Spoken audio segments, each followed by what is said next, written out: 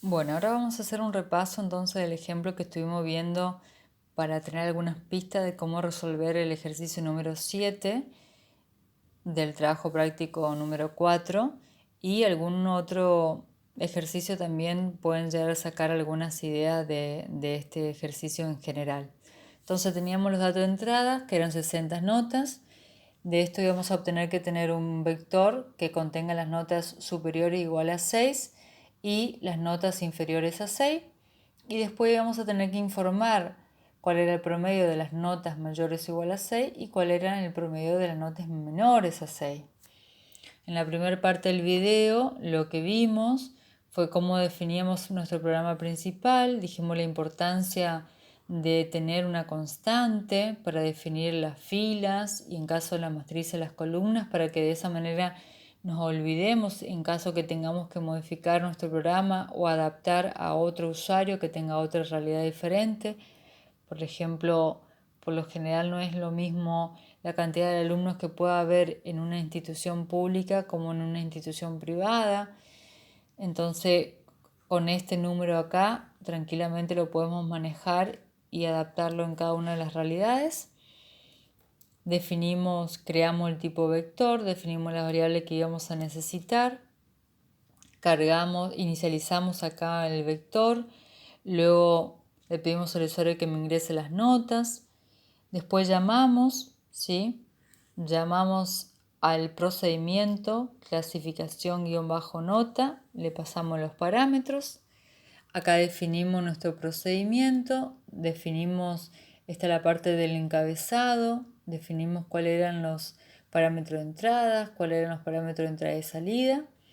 Definimos variables locales y acá lo que hicimos fue, dependiendo, ¿sí? Dependiendo de la condición que cumplía mi elemento de mi vector nota, lo iba a almacenar en mi vector nota sub o nota inf, ¿sí? Y como todos los vectores se tienen que guardar los elementos de forma consecutiva, y no iba a poder guardarlo en función de i, porque puede ser que el elemento, por ejemplo, la cajita de nota, la 1, yo lo tengo que guardar acá, pero la 2 tengo que guardarlo en este lado. Y yo no puedo dejar un espacio en blanco. Entonces, utilizamos el artificio de un contador para que nos sirva para posicionarnos dentro de cada uno de nuestros vectores de forma independiente, ¿sí?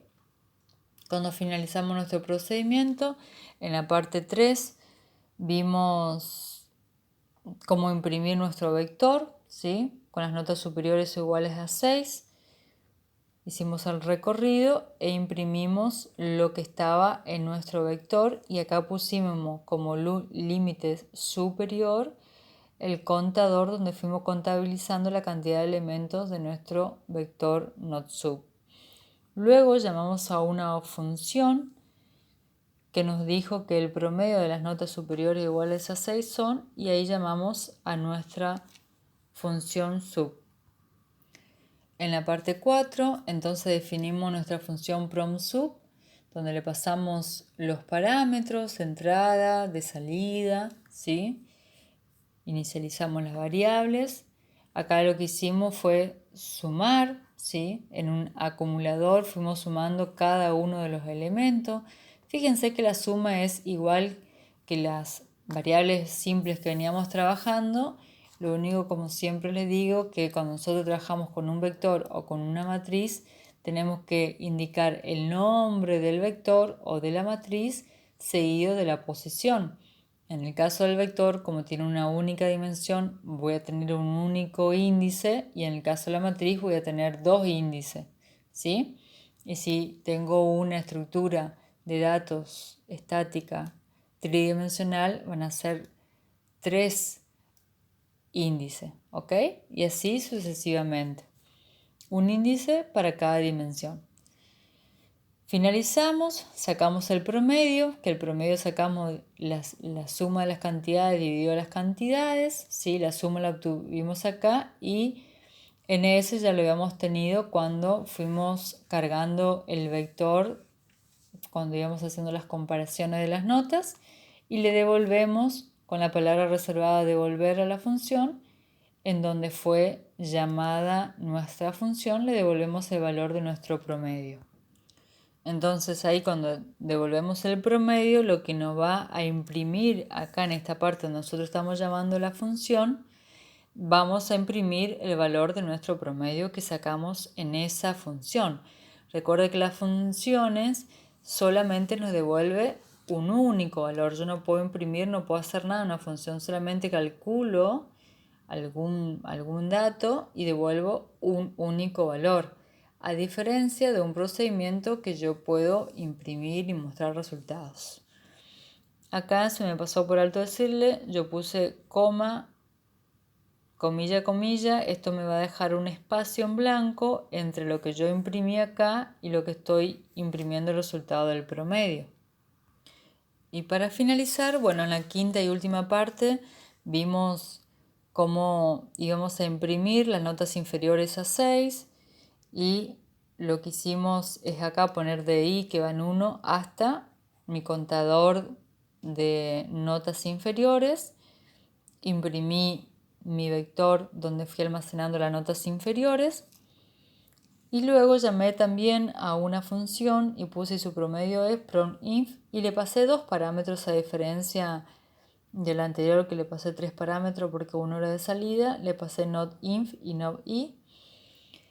Definí mi función, definí los 2 parámetros que le pasé. Siempre, chicos, la cantidad de parámetros que yo le paso acá, en donde llamo a mi función o procedimiento, si yo le paso parámetros, sí o sí esos parámetros tienen que coincidir exactamente con el encabezado de mi subprograma, sea una función o sea un procedimiento, ¿ok?